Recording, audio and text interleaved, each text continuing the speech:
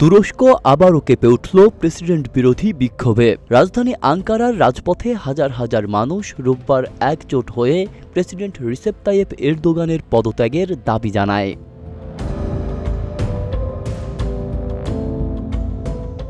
বার্তা সংস্থা রয়টার্সের তথ্যমতে দেশটির প্রধান বিরোধী দল রিপাবলিকান পিপলস পার্টি বা সিএইচপির কংগ্রেস নীতিমালা বাতিল সংক্রান্ত মামলার স্থগিতাদেশ চেয়ে বিক্ষোভকারীরা রাস্তায় নামে। পতাকা হাতে তারা সরাসরি প্রেসিডেন্টের পদত্যাগের স্লোগান দিতে থাকে।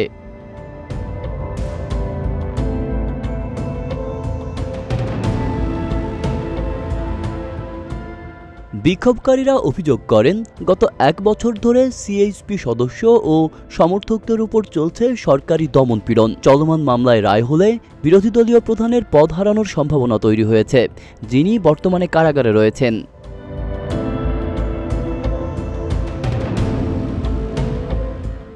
কারাগার থেকে পাঠানো এক বার্তায় দলীয় নেতা একরেম ইমামোগলু দাবি করেন, সরকার রাজনৈতিক উদ্দেশ্যে বিচার ব্যবস্থাকে ব্যবহার করছে।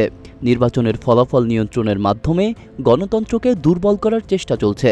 তার এই বার্তাই আঙ্কারার সমাবেশে উচ্চস্বরে তুলে ধরেন বিক্ষোভকারীরা।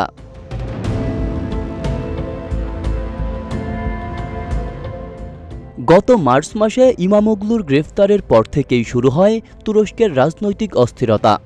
তারপর থেকে দেশটির মুদ্রা লিরার মান দ্রুত পতন ঘটছে, নড়বড়ে হয়ে পড়েছে অর্থনীতিও।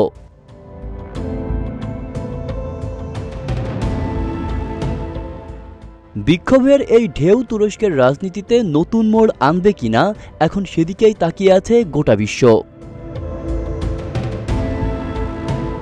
আব্দুল্লাহ রাফসান জনি, ঢাকা প্রকাশ।